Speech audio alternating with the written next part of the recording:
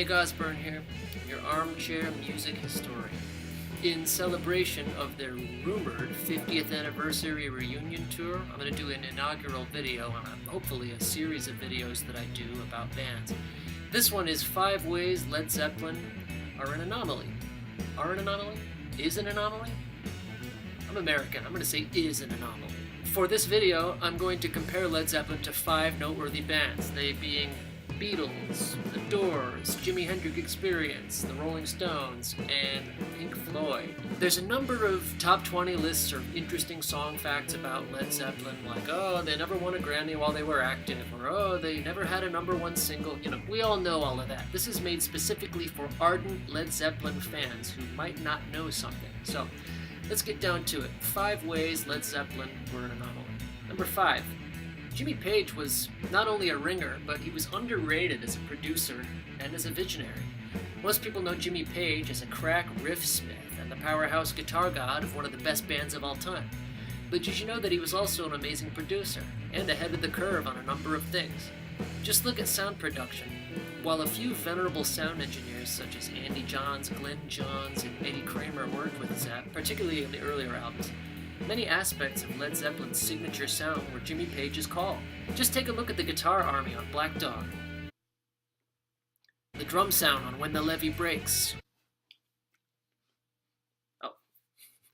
the multi-tracking on Heartbreaker, that famous thunderous Bonham drum sound that could be heard on so many classic Led Zeppelin tracks like Kashmir, Fool in the Rain, Achilles' Last Stand.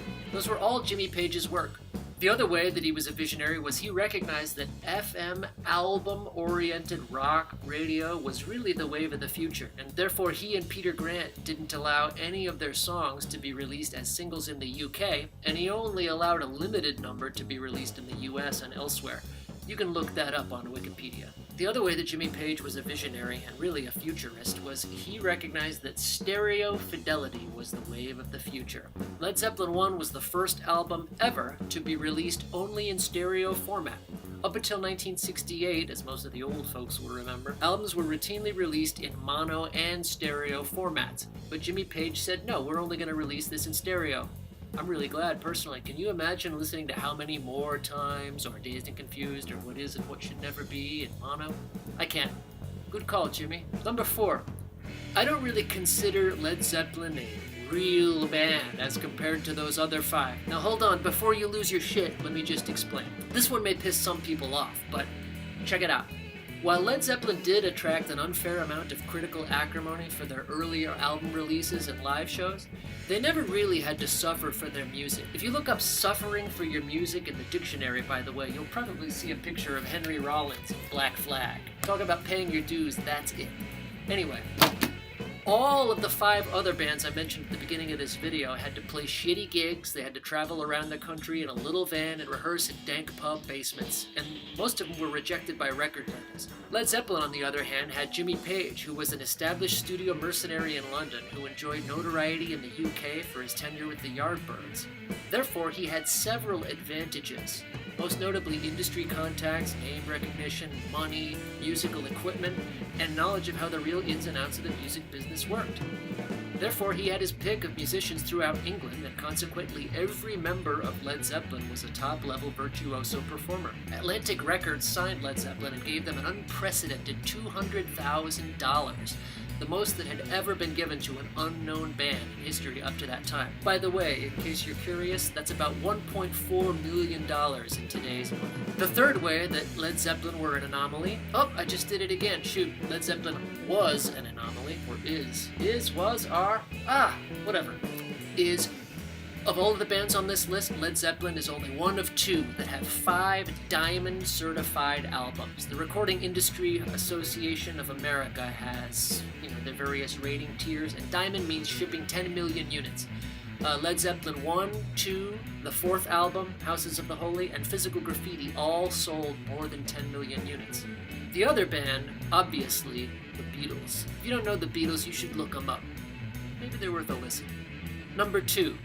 Led Zeppelin was not very well received by critics up until about the 4th album. If you Google the Rolling Stone early reviews, not the retrospective reviews, those are bullshit.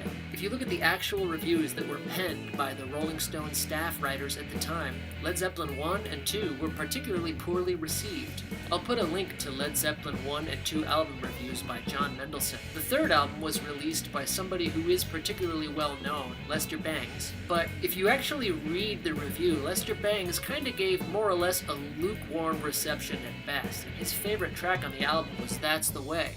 By no stretch is that a bad track, but when you think of Led Zeppelin 3 and you think of the standout tracks, I don't think of That's the Way.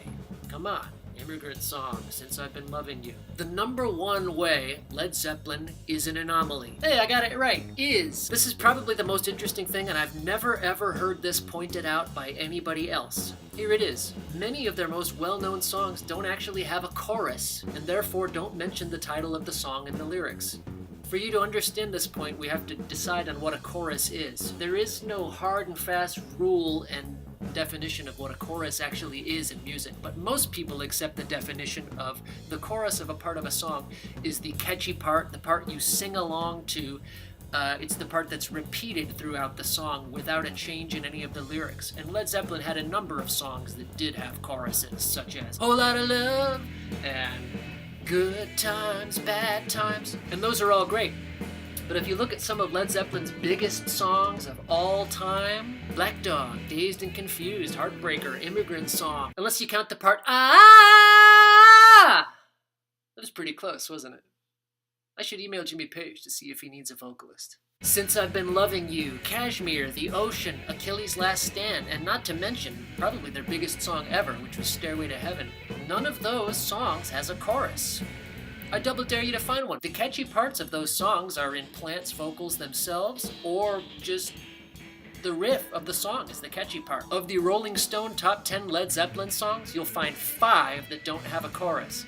Black Dog, Misty Mountain Hop, When the Levee Breaks, Kashmir, and Immigrant Song. I don't really agree with Rolling Stone's top 10 list. In fact, I don't think Misty Mountain Hop deserves to be anywhere near the top. When I think of the quintessential Led Zeppelin song, I think of maybe Dazed and Confused, or maybe Stairway. Anyway, I hope you enjoyed this video. That's the 5 ways Led Zeppelin is an anomaly. I'm Snake Osburn, Armchair Music Historian. Like and subscribe for more videos. A lot more to come. Peace.